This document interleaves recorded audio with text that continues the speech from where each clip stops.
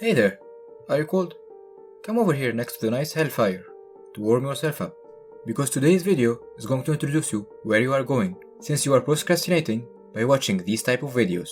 To fix it up, please do a few rounds of preaching for your Lord and Savior to get some good karma points.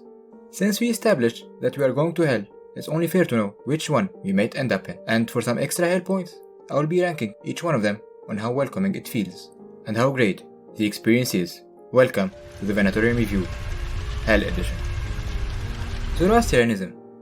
Zoroastrianism is one of the oldest organized faiths that teach us that our action in life will decide where we will spend the afterlife, and of course, it have its own OG version of heaven and hell. This is where many other religions got their inspiration, to name a few: Christianity, Islam, and Judaism. Hell in Zoroastrianism is not explicitly mentioned in their holy book, the Avesta, but there are some allusions to it. It is called Duzakh, and it is described in most sources as a deep, terrifying dark place. If that wasn't enough, it's also stinky. Also in this hell, you will happily coexist with some other demonic creatures. These creatures will be responsible for your punishment, and each of those will be decided by what evil thing you did while you were alive. One of those creatures are Krafasta. Their favorite pastime is devouring and destroying the soul of the damned, which is you, by the way, resident of hell. But at least pets are allowed, as our remaining creature that are animal-like, for example snake and lizard, will be there for comfort. What is special about Zoroastrianism is that hell is not a physical place that exists. It is a state of mind that results from right or wrong, that your soul will experience after death. Personally, I like the state of mind thing more than the demonic creature special treatment, so for that, I would give it 5 out of 10. Asatru. Asatru, or the Norse religion, the cool kind of religion where you have Thor and Odin in Valhalla, where if you die in battle and in glory, you go and feast with the gods. We are all familiar with some of its concepts that is passed to us through most of the Viking shows. But what is hell down there? Hell, with one L in Asatru, is an underground place ruled by Loki's daughter, Hel. Same name with one L. Very creative naming, by the way. Hell is reserved for oath breakers, murderers, and adulterers. Within hell is a place called Nastron, which is where the real fun begins. A hole woven with spines of snake. The gates of Nastron are heavy and closed behind those who passed it, preventing them from returning to the realm of living, which is kind of weird. You would imagine that you want to stay with the spikes and the snakes chilling around. Hell is not a dark and fiery place in this iteration, nope. It is a big hall decorated with gold and lavish feasting table waiting for the celebration of Balder's arrival. Balder is the son of Odin and Frigg, who supposedly died in a tragic death and should be back soon or something like that, maybe a story of another video. So hell is not entirely a bad place. As long as you avoid Nastron aside of it, you should be good to stay in. Would totally recommend. 8 out of 10. Judaism. Jewish hell, or Gehinnom. The word is inspired from a valley south of Jerusalem, Gehinnom, or Hinnom's Valley, which was previously used for child sacrifice by the pagan nation of Canaan. Damn, they were really brutal back then. Gehinnom is surprisingly not hell where you get burned or tortured. Nope, it's a place of reflection where you kind of enter a state where you are fully aware of your own shortcoming and negative action during your life. Basically, a detention room where you are ashamed and made feel guilty for your action back in the classroom. The maximum sentence in this place is 1 year before ascending to Alam Haba, which is the world to come, or another term for heaven, and most people will go there, but the really wicked kind, those, either cease to exist or go to real hell. Welcome to eternal damnation.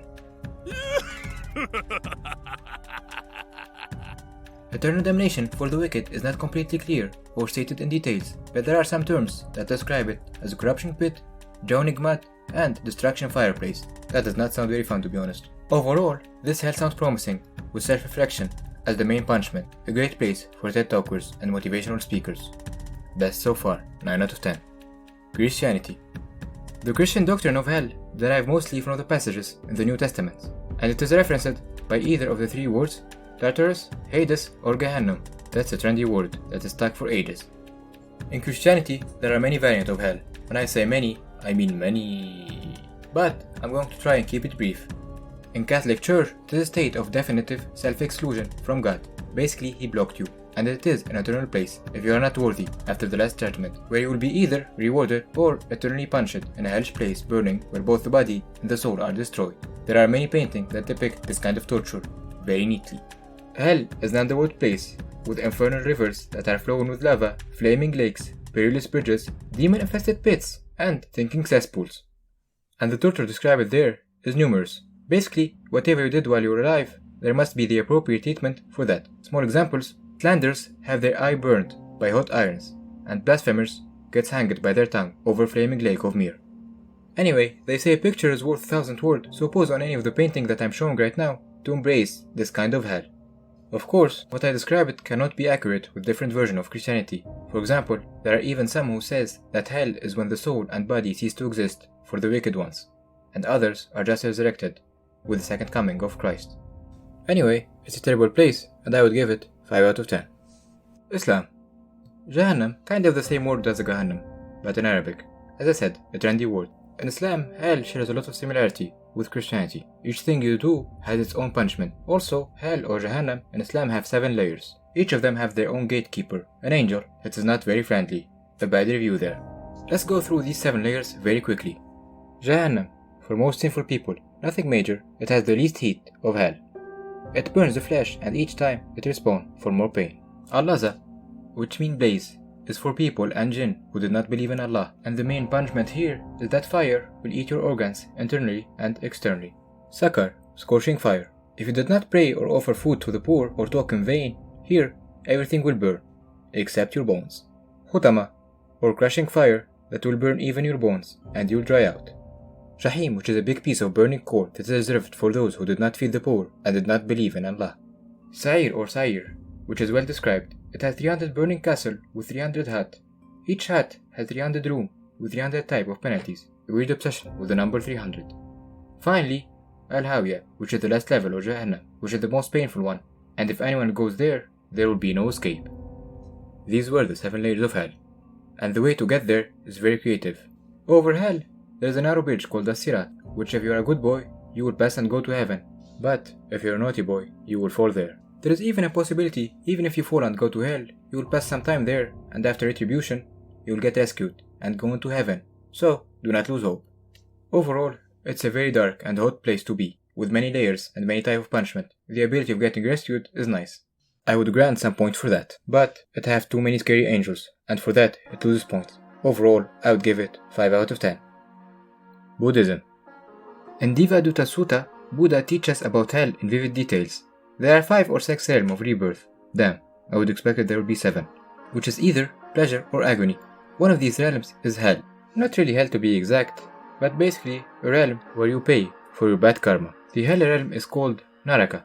In Naraka realm, there are many different stages of hell, and here are some interesting ones. Cold hell Aruba is a dark frozen pain in ice and always being swept by blizzard. Basically, you are incarnated in Beyond the Wall in Game of Thrones walls. Cold hell Padma is a place that has blizzards that cracks open the skin, leaving the person bloody from the cold. Hot hell Tapana is a realm where hell guards impale beings with a fiery spear until flame issues from their noses and their mouth. Hot hell Raura is a screaming hell where beings are always running, looking for refuge from a burning ground. Basically, the first game of Lord's Lava. Hot hell Avicii, where beings are roasted continuously on an oven, and it is the hardest form of suffering. Other form of suffering besides the Naraka realm is the animal realm. Basically, you get reincarnated as an animal. To be fair, this would be okay for most. So, I would say unless you are an insect, this is more on the good side. Another bad realm to be reincarnated in is the hungry ghost realm. This is for the people who have an excessive craving for material things. These ghosts do not have a body and are invisible, and constitute only a subtle matter of being. They are always hungry, with a very big stomach and a small mouth. Oof, that's tough. Reincarnation is not permanent in many cases, although suffering will persist until you are born again. Unless you reach the state of nirvana, which is basically a state of profound peace and mind liberation. Buddhism afterlife is very interesting, as long as you avoid the Naraka. Also, there is an added bonus for reincarnation, so for Buddhism hell, I would rank it 10 out of 10, because there is always a chance that you become a god. That's it for our video. I would like to give my opinion at the end. Although the concept of hell is mainly associated with punishment, torture, and fire, I personally think of it as a way to balance the scale of justice. But what if the scale of justice that we call hell is too cruel? And what if its existence causes fear, which is not an effective or a healthy way for most people to behave morally or ethically? These are the questions that keeps me awake at night. Thank you for watching. Subscribe for more videos like this. Who knows, maybe next time I will have a heaven edition. And as always, see you soon.